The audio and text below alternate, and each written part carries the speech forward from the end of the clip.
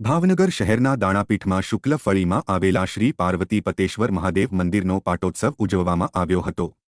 જો કે મંદિરનો પાટોત્સવ વિસ્તારના સર્વે શિવ ભક્તોએ ભાવપૂર્વક ઉજવ્યો હતો। યોજાયેલા પાટોત્સવમાં ભગવાનની પૂજા, લઘુ રુદ્ર આરતી, ધ્વજારોહણ અને બહેનો દ્વારા દીપમાળા કરવામાં આવ્યો હતો।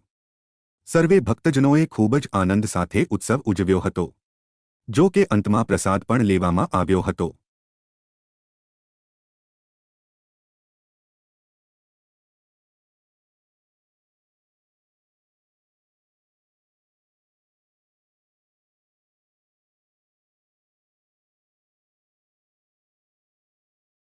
पर चढ़ावो।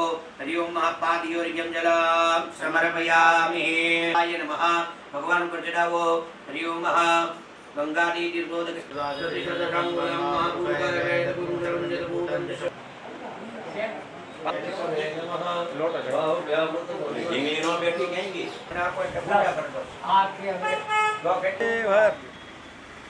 नमः पार्वती पते